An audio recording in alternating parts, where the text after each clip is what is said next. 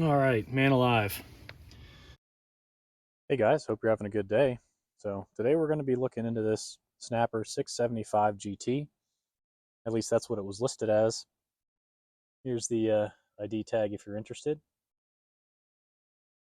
But the backstory on this one was the landlord at the property was cleaning out after a tenant, and the tenant left this behind. To the landlord's knowledge, this was left outside the entirety of its stint at that property. So I had checked the tank, and it was empty. Show you. A little wet in there still. And the oil was clear and at the right level. We're on a slope here, so it might not show the correct level here, but yes, we do have oil. And the engine was free. So I think I had offered him like 20 bucks and he took it, and now this is ours. We are missing some parts. I think we're missing a front plastic piece that goes across there. The back tires are like drag slicks, and it's fairly dirty and sun faded from being outside. So he was convinced that if you put gas in here, it probably would start. He didn't have any gas to confirm that. So we might start off the bat just testing that, and we'll deal with the carb if it doesn't start. Okay, folks, here we go.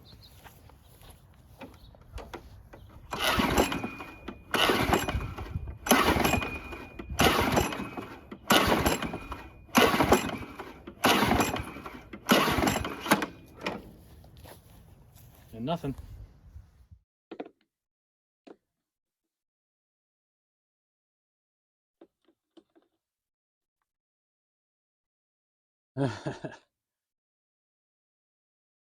Smell gas.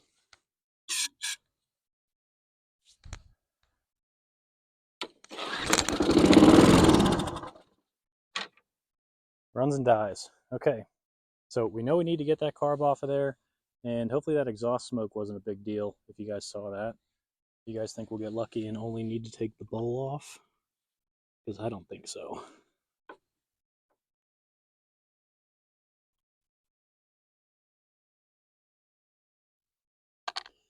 Actually, it looks like it's leaking oil.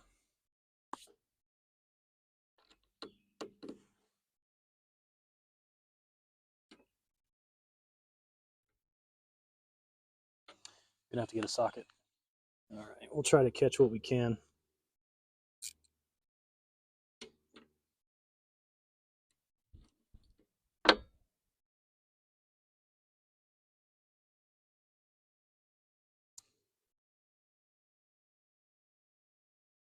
It's for sure plugged.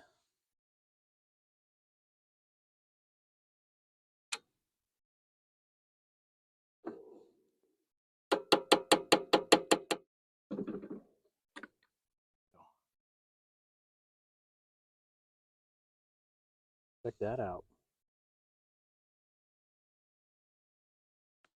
Well, it looks like the bowl gasket is destroyed, so I'll need one of those, but we can get it running with that in the meantime.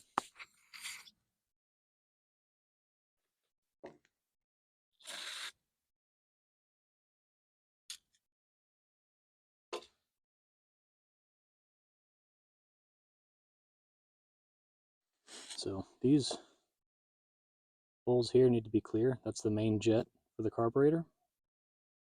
So if these are not clear, it can't suck up gas. So we're going to make sure that that's clear. Spray the bottom of the carb, put this back on, and see if we can't get it running longer before going through taking the carb completely off. So before we throw this back on, quick verification that we get good fuel flow. So I'll unpinch this. And no flow. So when this is down, it's supposed to allow fuel into the bowl. When it's up, it's supposed to stop fuel flow, and that's what stops it from flooding over. But we've got nothing here. So we're gonna have to take this thing off.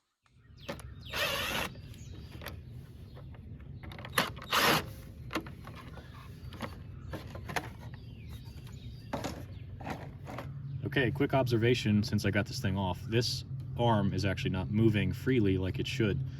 So that movement translates to this choke butterfly valve. The throttle one is actually in here farther, but the butterfly valve is either seized inside the carb here, or there's maybe a nest inside the fan shroud that's not allowing it to move correctly. But in the engine cold status, this will be actually kicked this way. There's a little fin inside the fan shroud here that when cold will close this butterfly valve and allow more fuel to get sucked up during initial startup. And then when the engine starts running, the flywheel is going to suck in air across the engine, move that fin out this way, and actually open the choke to where the carb would operate normally. So that not being able to move would cause you to have a hard to start situation. We actually have a needle and seat problem, which is another problem on top of this, but I just wanted to show you guys that before I take this apart. So I'm going to get you a little closer up. We'll take these bolts out, we'll pinch off the line, we'll get this carb inside and go through it. Hopefully that's close enough for you, you can see stuff. If not, I'll zoom it in.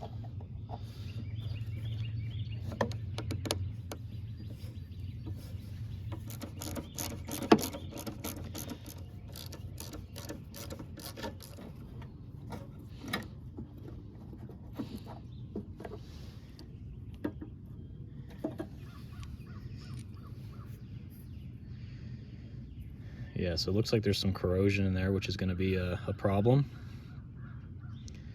But we got this off. It should be empty because of the needle and seat problem. I did blow this off with compressed air, so it was a little bit easier to work on. And before we open this up, the throttle is really sticky, and the choke just doesn't move. So that's probably from being left outside. So let's take this bowl off, take the needle out, and see what we need to do here. My guess is this probably needs to soak in carb cleaner for a good 24 hours, but let's take a look.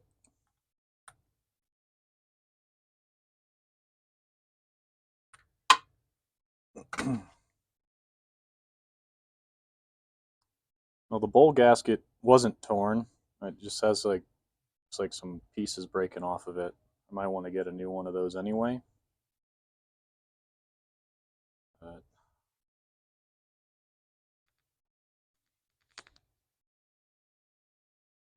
this doesn't look like it's going to come out easy.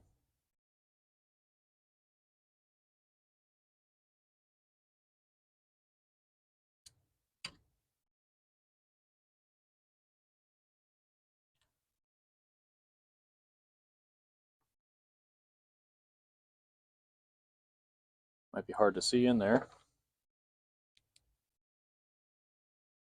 Hopefully that doesn't bleach it out. It's really dirty in there. It's got a lot of that gray kind of material, and from what I've seen, that gray kind of powder is like corrosion of the inside of the carburetor, if you can see that wiping off there. So yeah, we're gonna probably have to soak this thing. Needle looks okay, and I don't see anything wrong with the choke.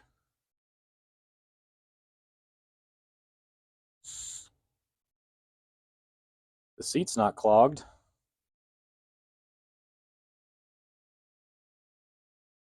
I don't see anything wrong with that either. Maybe we have an issue with the hose outside. All right, I'm going to have to soak this thing, and I'll bring you back when we're ready. Actually, before we go to soak it, we might be able to spray it out if we get these throttle linkages moving. So let's try to do some back and forth with some WD-40.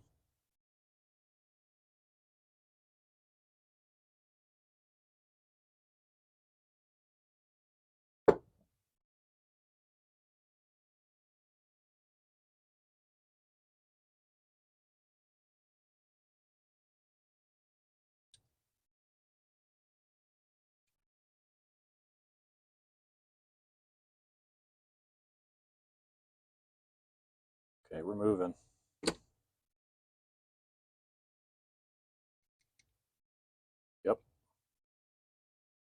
So not as bad as I thought, but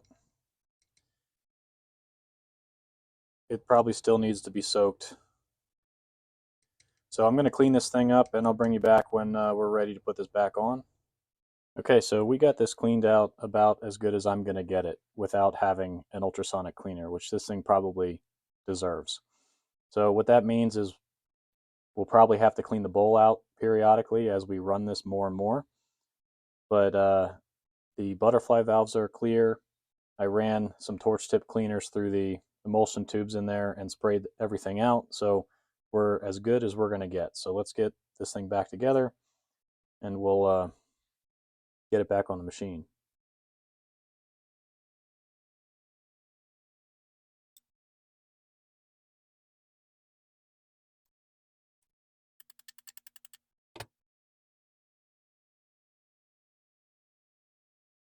Probably needs a final spray, but let's check to see that the needle and seat's moving.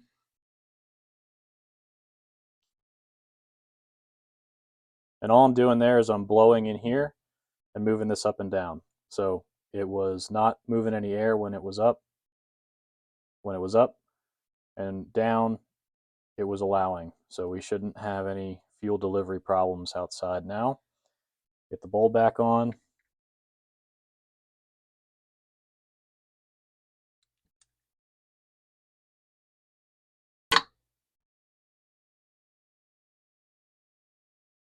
Okay. Okay, we're going to finagle this thing back on here. I'm going to put the throttle linkage on first, then the fuel line, and then connect the choke mechanism. And just to help me out, the gasket that goes here is already on the intake tube there.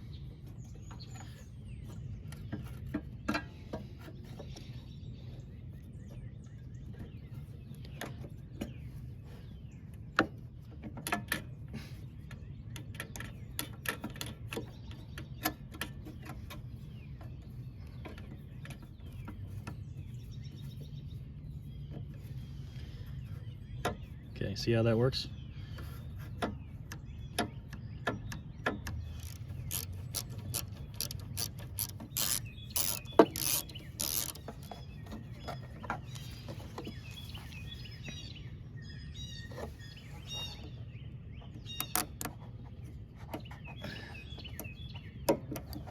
Okay, and we want to check that we don't flood over here. Just give it a couple seconds.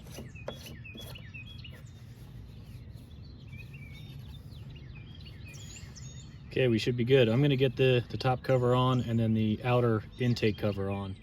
Okay, well, time to see if this thing will start. There's no primer bulb or purge bulb on this thing, so it's a self choke. So hopefully we've gone through it correctly and it works.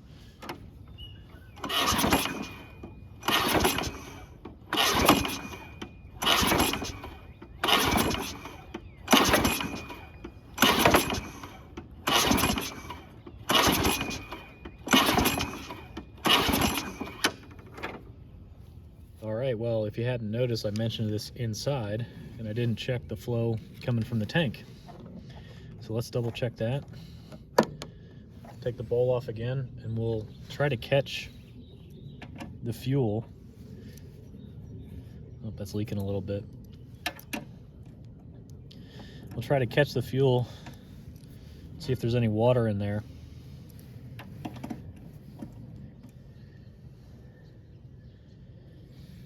I think that's just from me taking it off, but I don't see any water in it.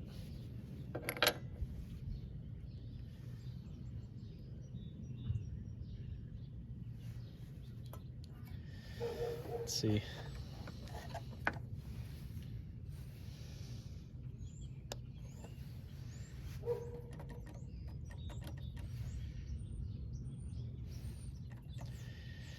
We're gonna have to pull that.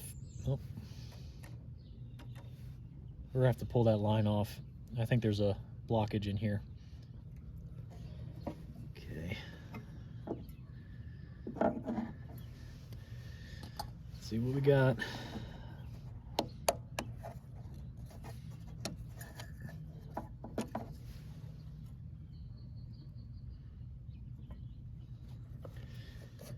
Looks like we got a plugged fuel line. Let's see if some compressed air helps.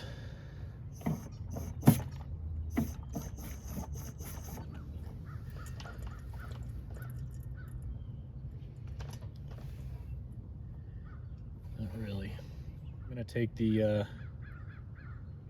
line off this side to see if maybe it's actually the fuel line collapsed. Okay, not sure if you can see that real well, but we're gonna pull this back on. I got it clamped off so we can stop the spillage.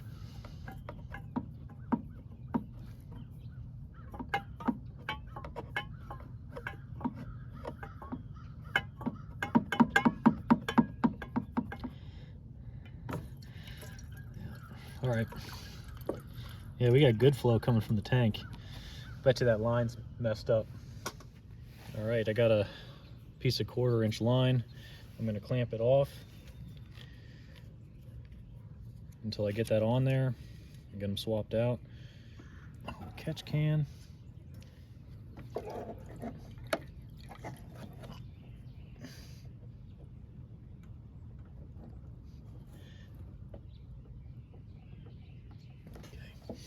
Might be hard to see, but there's actually a lot of dirt in here.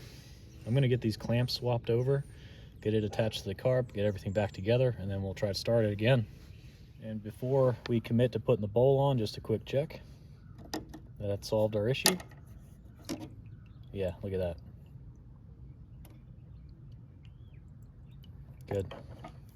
All right, well, here we are at round 2 at trying to get this thing to start. We got the new line in there. We're not flooding over. So let's see if this will start.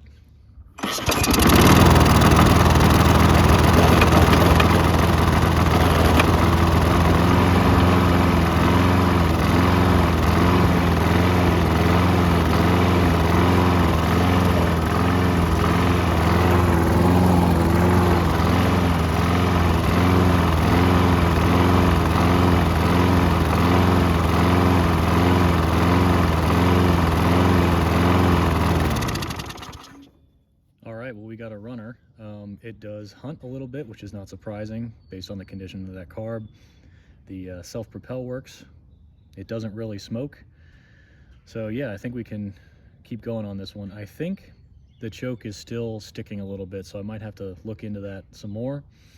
But we'll get a tally of what we need to get parts-wise on this and go from there. All right, well, checking the parts list quick. The front piece here, the plastic piece, that's gonna be a no-go. That's like 50 bucks. And each wheel is $45. So even if we did just the backs for the self-propel, we'd be in this $80 just for the wheels. So I'm gonna leave that for whoever gets this next and stick to just the basics. The air filter, we'll change the oil, we'll check the spark plug, we'll clean the deck, sharpen the blade, and maybe do some small things that make this a little easier to use. It's got this quick adjust for the handlebars, and it's missing on that side. That should be pretty easy to get. And we'll do the deflector flap since that's broken off. But yeah, that's my game plan. We'll get this thing cleaned off and we'll throw some parts at it. If you guys were interested, what was in here, it's actually not debris, it's the line itself. Started to deteriorate from the inside out. So that's what was stopping the flow. So this thing's kind of torn down again because I have to take the carb off to clean it for the second time. But I wanted to show you what I think's going on with the choke here. This screw, or yeah, it's like a shouldered screw, goes through this plastic air vane piece, and it's not tight right now, so I can show you how it's supposed to operate, but it's supposed to return like that. And if I tighten this screw down, it will stay in this position instead of returning like that with the spring tension. So what I think's happening, and just from sitting outside, I think there's corrosion in between the plastic and the shouldered part of this screw. And my plan is to remove that screw, clean that off so that there's a free movement on there when this is fully tightened down.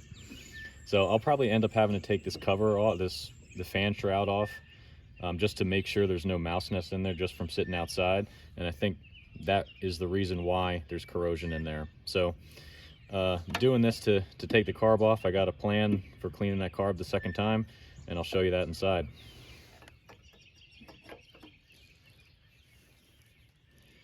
Yeah, so look at all that dirt on there. So that's definitely stopping us from moving like we're supposed to for that choke lever. So I'll get this cleaned off, and we'll keep moving. Yeah, so with this tightened and cleaned up, you can kind of see how it's supposed to move real easy like that. So yeah, let's move on to that carb.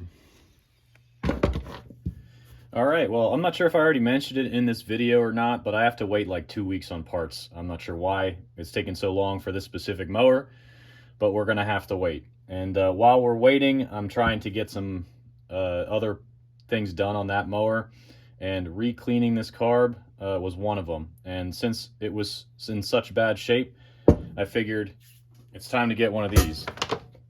So I did get a smaller unit. It is like the perfect size for one of these small engine carbs though. And that's just because I kind of have a space restriction here. I would like to get a big one, obviously, but you know, you got to do what you got to do. And I'm going to be using some Dawn and some water. If you guys have a concoction that you like to use in these things, let me know. This is my first time owning one of these, so I'm going to be experimenting a little bit. But yeah, we'll get this thing torn down, we'll get it submerged, and let it do its thing. So this thing actually came with this little like tea strainer that we can put the small parts in, which is awesome. I didn't expect that. I don't think it was listed in the ad. But we'll stick the needle and the jet in there, and the float pin, and we'll get some solution in here.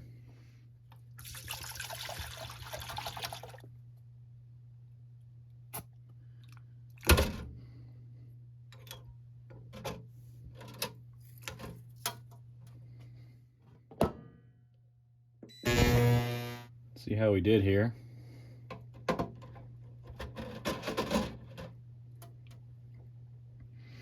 That was really cool to watch. All this crap started flowing off the bottom of the bowl here. And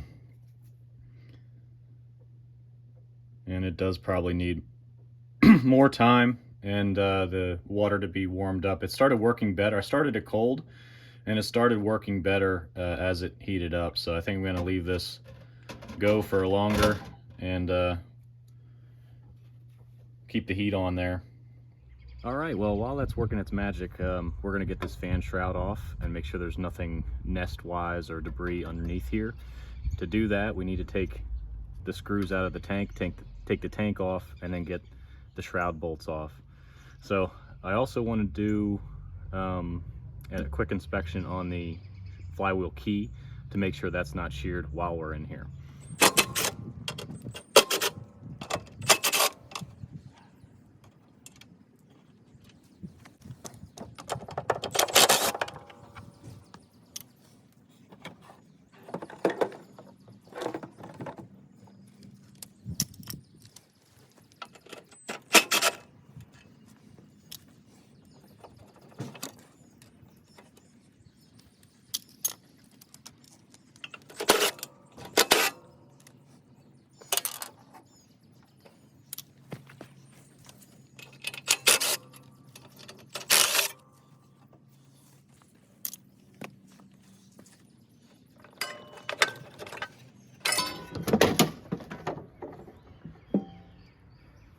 Yeah, so not bad.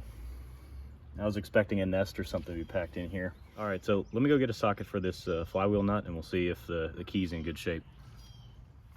15/16.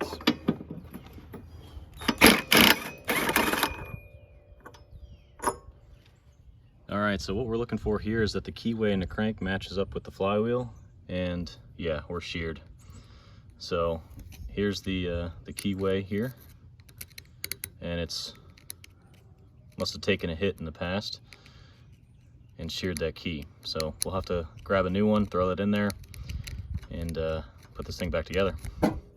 So I lucked out and we got one. So I'm gonna pop this thing off. I'm gonna throw that nut on the top of there, pry up and smack it with a hammer. So I know a lot of people like to use the pullers, but this is how I do it.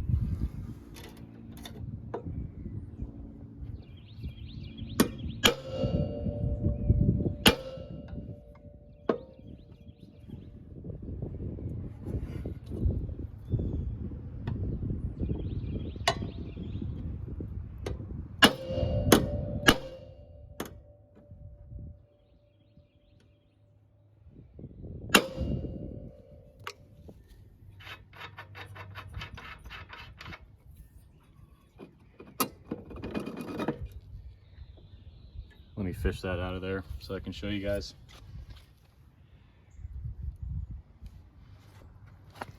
So here's the one that came out of it. That's what it's supposed to look like. So we'll get that swapped in there.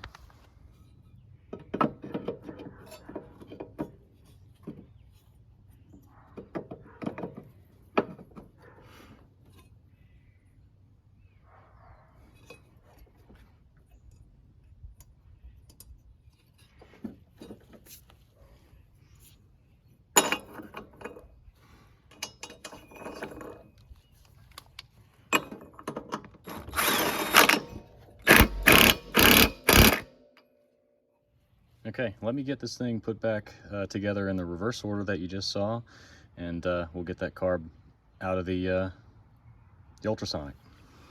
Let's actually take care of this blade first. So usually with the spark plug out, I'll check to make sure it's not bent first. Stick my thumb there,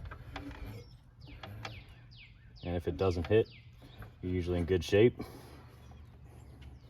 So I think we're good there. We just need to sharpen this thing because it is like a butter knife. 1/2, not 5/8. Sorry, 9/16. Okay. Yeah. Desperate need of a sharpen. All right, well that took me a hot second, but we're sharp now. So we'll get this thing put back on. And I did scrape this out. There wasn't much on there to scrape out. And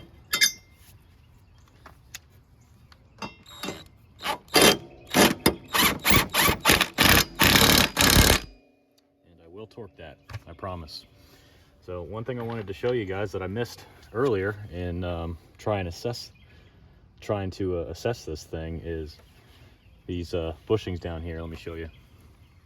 So I always thought that the front end of this seemed kind of loose, and we are missing some bushings. So we're supposed to have an identical bushing that's on the back here on the front, and then on the other side that same bushing is broken here. So we got some pretty significant damage to the deck. Hopefully I can just slip the new one in there without having to address that. But we definitely need to get those on order. Hopefully it's not too late, and they all can come in at the same time with those other parts that I already identified. So yeah, wish I would have caught that earlier. Second round's done. Let's turn this off. I did notice that the heat continues to go up even though it's not actively heating, so that's something I'll have to look out for in the future so I don't cook things.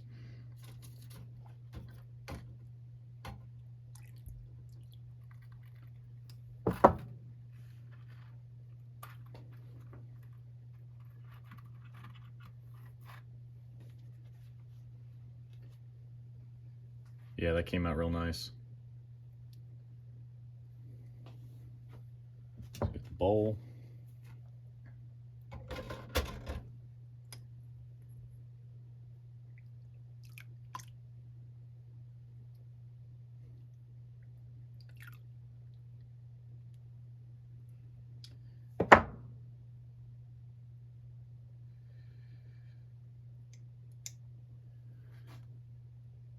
Still corroded, but a lot cleaner. And my main concern was the emulsion tubes inside there. So I think what I'm going to do is spray this off with carb spray, get this thing back together, and I'll see you outside when we go to put this on.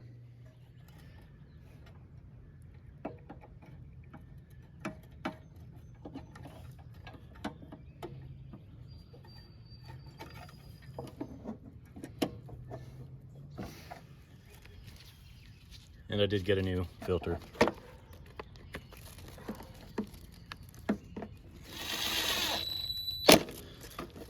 So let's recap here. We got a new flywheel key, which might have been causing some running issues before, and we cleaned out the carb, which was definitely causing some running issues before. We're all good. We got no leaks. We got a new air filter in there. So let's see what we can do here.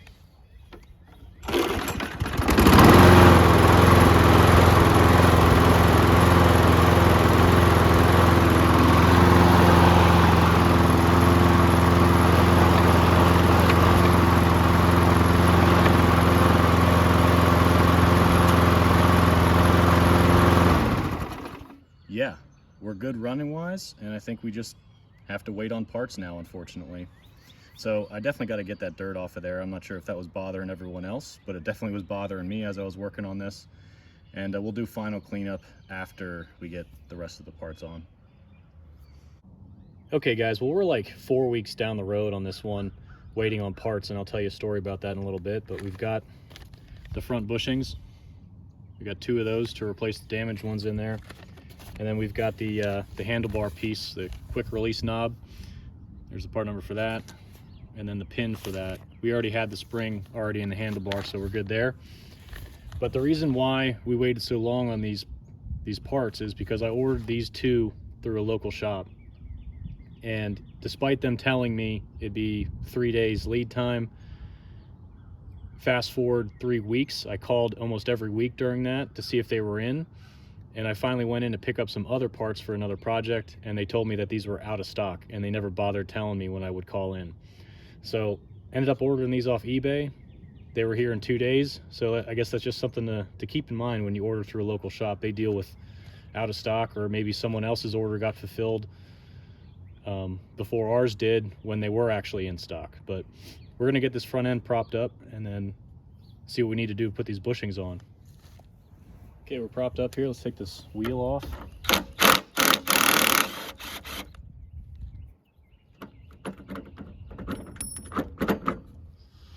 Yeah, so this thing looks like it's going to be quite the task. So it kind of looks like this whole front axle needs to slide out. The way these bushings are made, it almost looks like they need to be fit around the shaft and then slid in as an assembly and then screwed in. It's not like you can unscrew these and then slide it out, because there's a bar recess here in the bushing. So let's get that other wheel off and start taking these bushings out. Maybe we can slide this down without taking this bolt out, but worst case scenarios, we'll take that out and slide the whole thing out. Okay, so I realized I never actually hit record when we did that other wheel, but that was quite the adventure. So I went to pull the wheel off. The inner bearing came out of the wheel, and then I had to use the air hammer with a chisel attachment to get the rest of it off because it was rust seized on there. So I do have a good, decent used one from another mower that I'll use. I'm not putting new bearings in this thing because this thing is starting to have me question my ability to diagnose this thing in the field before purchasing it. So yeah, let's keep moving. Okay, I unscrewed the other side. This should be the last one. And you kind of, to get the back bushing, you need to have the height adjustment set all the way up, and then to get the front one you need to have it set all the way back. It's kind of just how they have that set up to get access to these screws.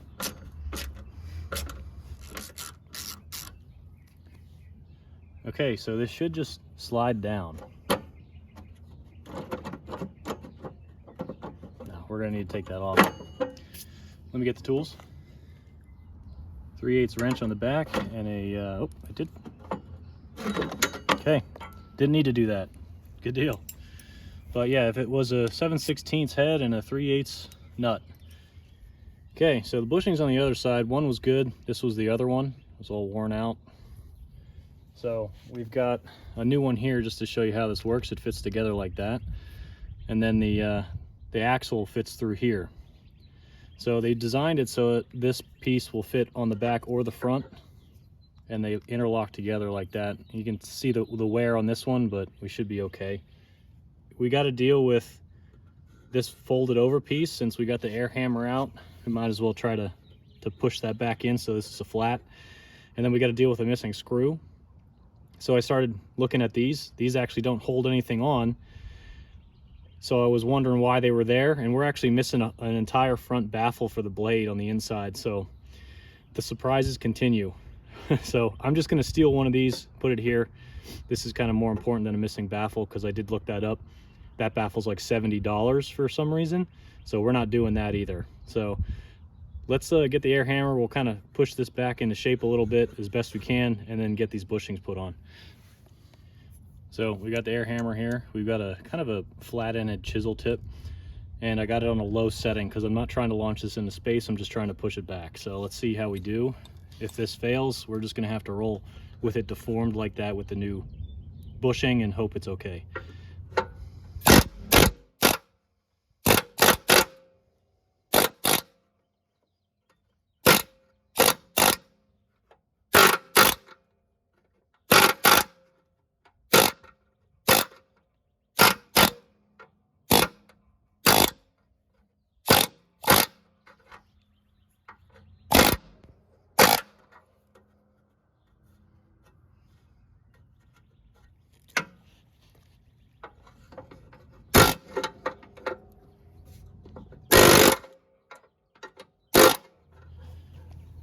Okay, so I think I got this as good as I'm gonna get it.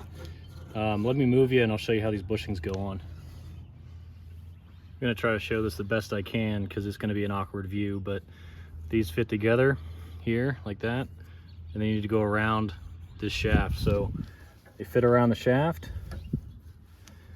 and then you kind of slide them into that slot,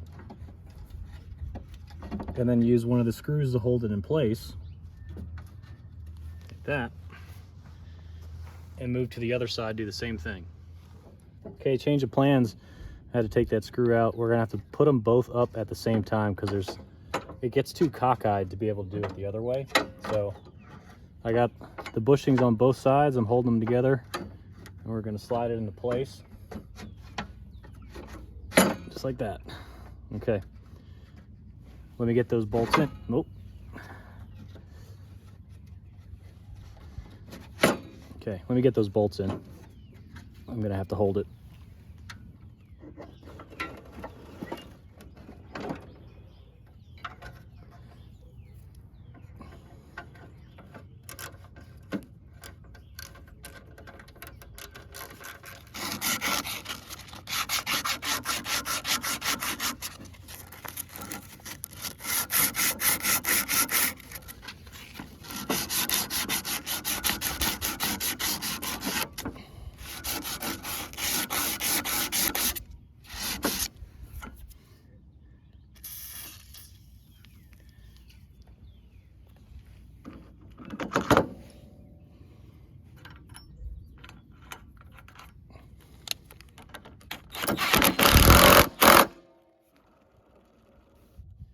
Okay, we're all back together. Let me show you. I cleaned up a lot of that slop.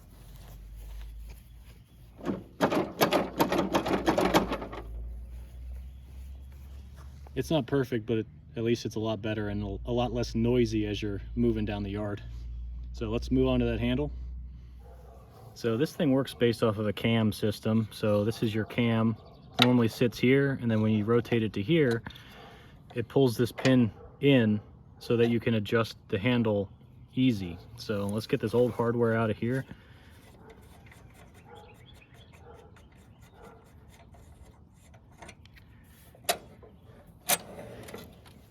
Okay, so like I said, the spring's already in there, so it's got that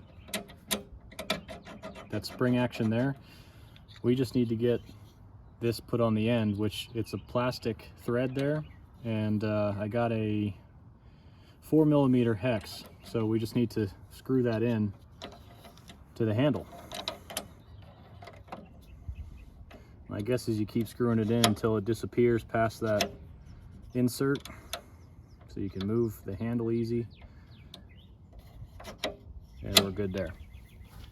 So it should just click in. Yep. All right, guys, here we are after the old WD-40 spit shine. So let's see how we're doing run-wise.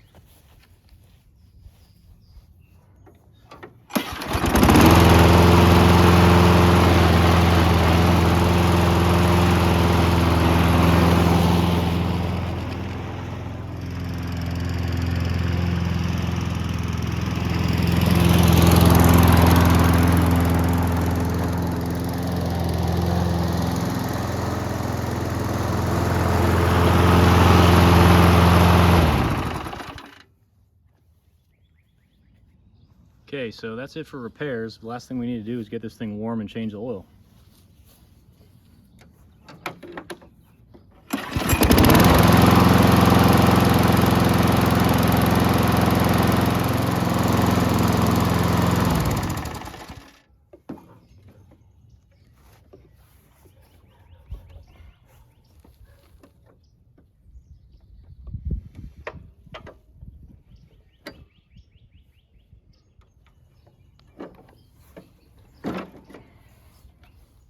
All right, well, I think we're slightly low.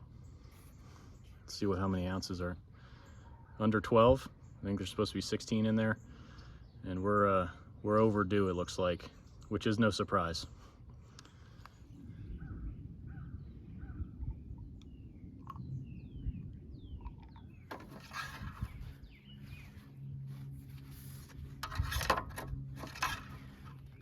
We're slightly above full, so we're good there. All right, guys, a couple days later, I came out to move this thing, thinking I was done, and noticed that oil leak. And you might remember me mentioning it looked like there was an oil leak at the beginning of the video. Actually, it looks like it's leaking oil. But it never actually showed itself until I put the right amount of oil in. And it looks like it's maybe coming from the front of the sump underneath the cylinder. I'm hoping it's just the sump gasket and not the cylinder itself, maybe like a crack or something. But yeah, we're gonna have to pull this engine and dig in a little deeper. Okay, got this thing flipped up. Everything on the top side is disconnected, and we got to take this belt cover off and get this adapter out. We could probably leave the adapter on, but this belt guide needs to come off before we can pull the engine off because it's covering up some of these bolts. And I sprayed this down with PB Blaster. I really don't think this is going to go that well, so we'll see. Hopefully these break loose.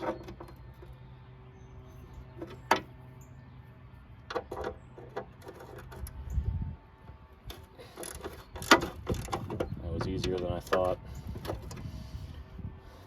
That one might be slightly rounded.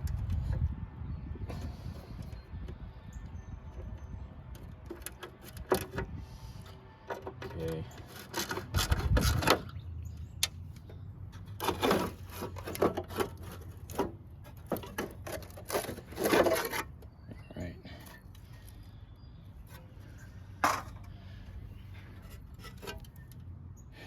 Okay, so we've got this thing off of here. We can see the belt.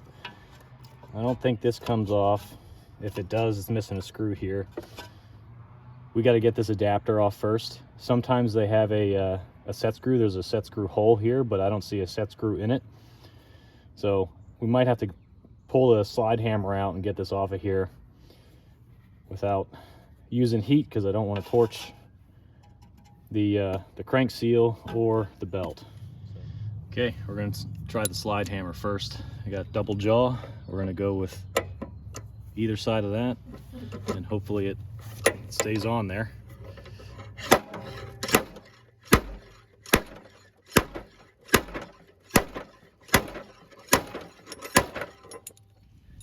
All right, let's try a pry bar and an air hammer. These are actually two separate pieces. There's the pulley with the set screw, and then this is separate to that.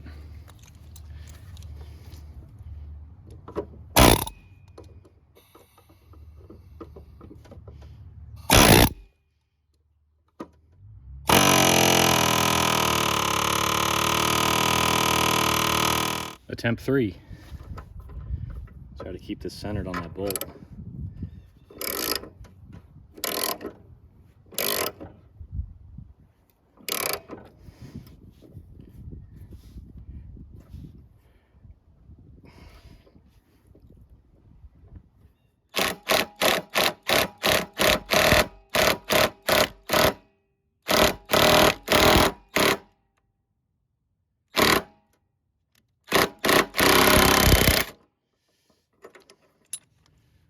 Wow, dimpled the bolt.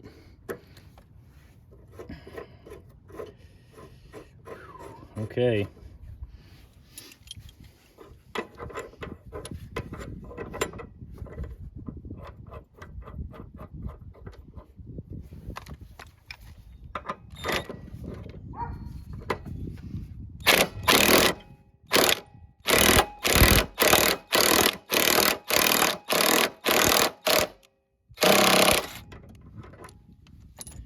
moving.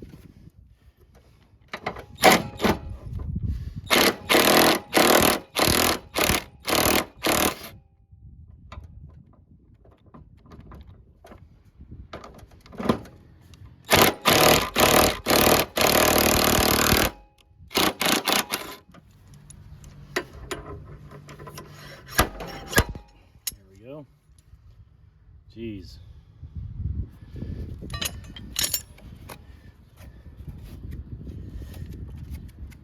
Get a wire brush, we'll clean that up and try to slide that one off next.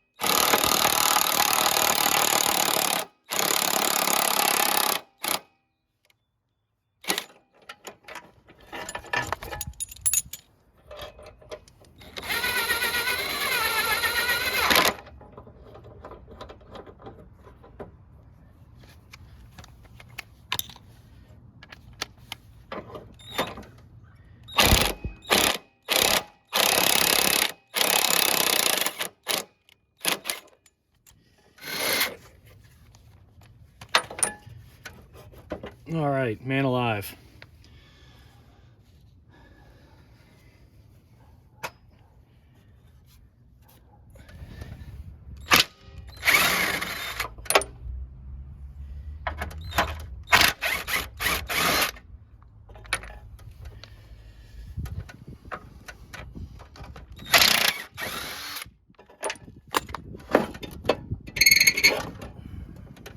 All right, here's a little better look at it if it'll focus.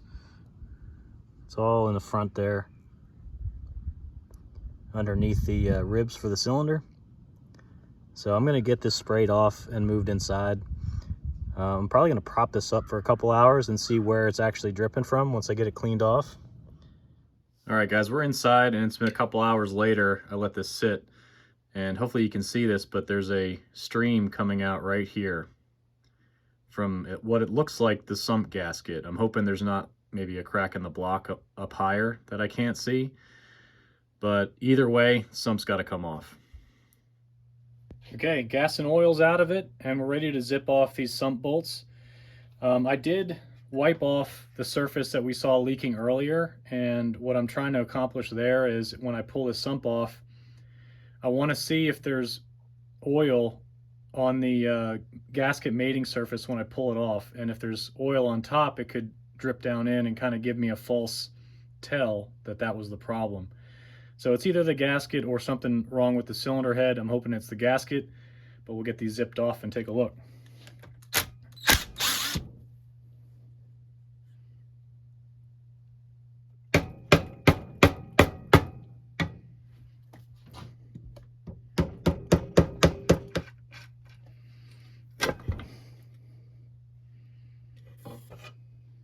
So there is a lot of oil right in this area. That's where I kind of saw it leaking out of.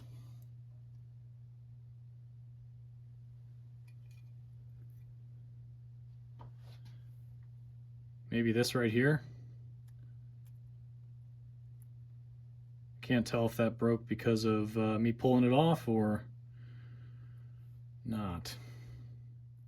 All right, bringing you guys in a little closer. I think we're just dealing with a sump gasket issue in the front here. But the only other concerning thing I saw was this line here. I thought it was a crack initially, but there's another one here. And I've seen them in other places on the casting here. So I feel like that's maybe a casting mold release line. So I think we'll move forward. We'll put a sump gasket on here and see if that solves our leak problem. So I'm going to take some time, get this gasket material cleaned off. That's a pretty long process, just taking your time to do that. It's got to all come off or you're not going to get a good seal. And I'll get a sump gasket and we'll keep going. Okay, breaking in here quick to show you guys something, and I'm even more convinced now that it's just a gasket problem. So you can kind of see the witness mark of the gasket. This is the outer edge of it, and it does continue the whole way across, but it looks like at some point from here to here, that section of gasket got pushed in. You can see that edge kind of taper down. There's a jagged edge here. Here's that same edge that got pushed in, and then another jagged edge here where it goes back up to its original spot. So yeah, figured that was interesting and I'd show you guys that. Okay, a couple days later, I did get these mating surfaces cleaned up. There's no remaining gasket material on either side, so we should be good there. I picked up a sump gasket. I'll have to put the part number on the screen for you guys if you're interested, but this is meant to go on dry, which is kind of against my better judgment, but that's the way it is. And I did get a crank oil seal. That's the part number there. It wasn't leaking, but we're already into it this far, and I'm going to replace it just for insurance purposes here. But a couple things I noticed or checked while this thing was already opened. The governor spring works good. I checked the camshaft lobes. None of those are wiped out. They look to be in good shape. And I did check the cylinder walls, which I kind of wish I didn't. They are a little scored, but there's nothing that catches with your fingernail. And I'll show you a picture of what that looks like. But I think we're ready to put this back together. I'll start with this seal, and then we'll move to putting this thing back on. One thing to note on these is you can see there's kind of a recess from the outside where it's pushed in a certain distance, and then it's also not pushed the whole way down. So sometimes there's an oil passage, kind of like this one here, that delivers oil to the backside of the seal. So you want to make sure that the new one goes in pretty much the exact location that the old one was.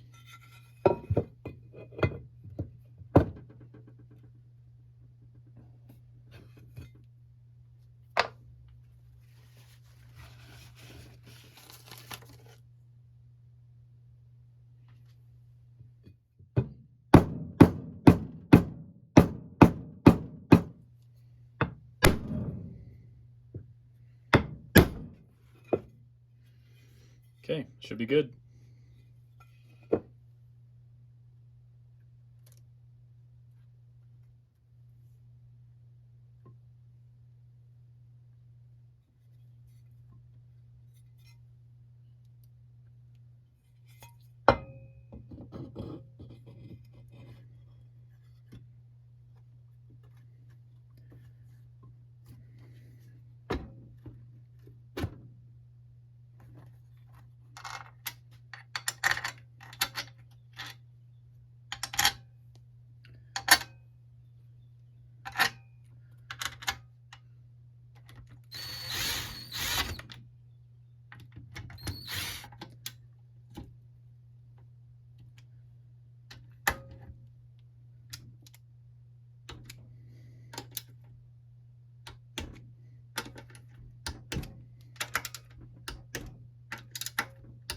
Okay, with that, I think we're ready to head back outside. I got this all torqued up.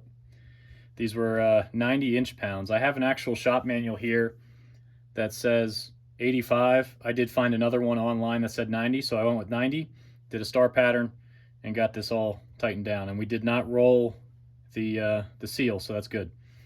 So yeah, let's go back outside.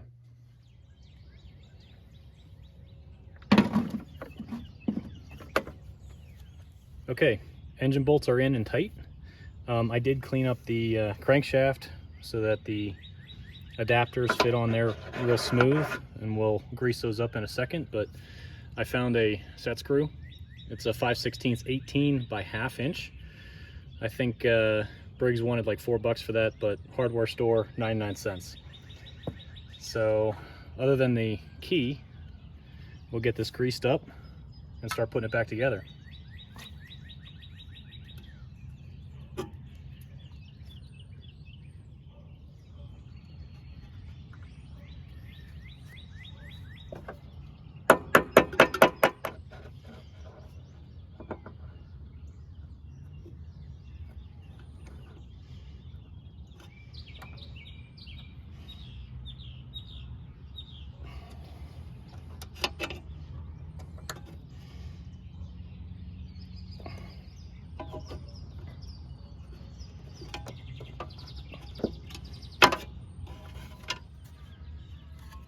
If you notice, I stole another screw from that baffle.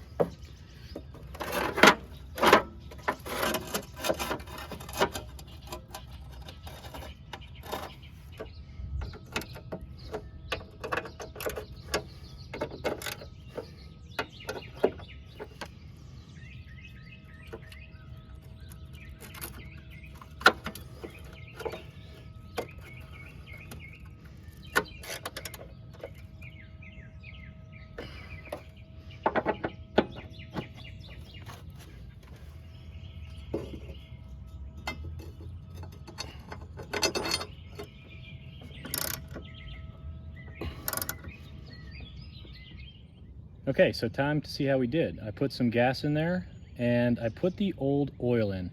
And I did that for two reasons. One is if we have any leaks, I won't be wasting any new oil. And two, that oil will catch whatever debris might have fallen in the engine while I had it open. And when I go to change this and put fresh oil in after testing it, it'll pull all that stuff out of there. So let's see how we did.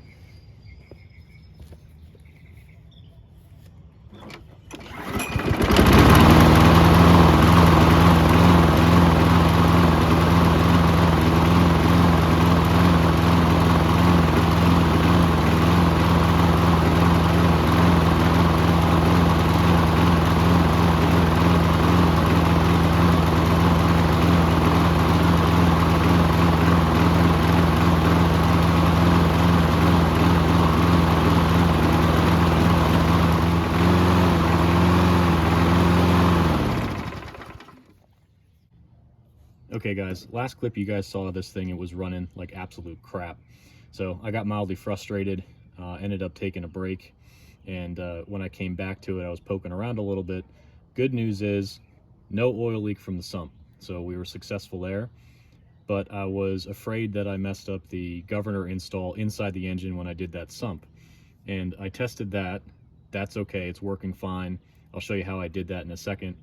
But this thing is acting like it's on choke for an extended period of time at first startup, and then when it does come out of that, if it does, it kind of randomly stumbles. So the only thing left is a carb problem, and it's kind of acting like it's pushing too much fuel. It's evident with carbon deposits coming out of the exhaust and being deposited on this on this height adjuster. I pulled the plug was carboned up too, so I think we still have a bad carb, and it could be a needle and seat, it could be an emulsion tube problem, but it's just pushing way too much fuel, and we'll just have to replace it. So I went online, got the finest Chinese carb that money can buy from Amazon. We're going to swap that on there, and hopefully it solves that problem, and I'll bring you back when that's done. But first I'm going to show you how I tested the governor. So if you can look in here, there's this looped linkage that runs inside the fan shroud to a linkage arm that goes inside the engine, and that's what we made sure was touching that kind of geared wheel when we put the sump back on. So to test to make sure it's working correctly and touching the arm inside like it needs to, I'm going to start this thing up and move this manually to see if it returns back. If it does, it means it's hooked up correctly. If not, and it just stays wherever I move it, it means that we did not get it hooked up correctly. And then you'll be able to see this choke arm move as it should as well. So I'm going to start this up. I'm going to come back here and move this and show you guys how it returns.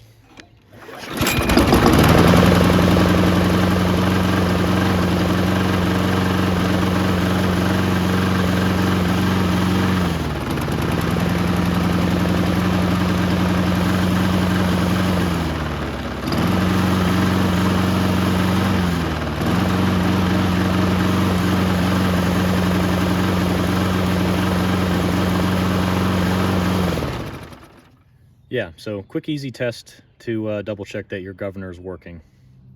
Old one's out, new one's in.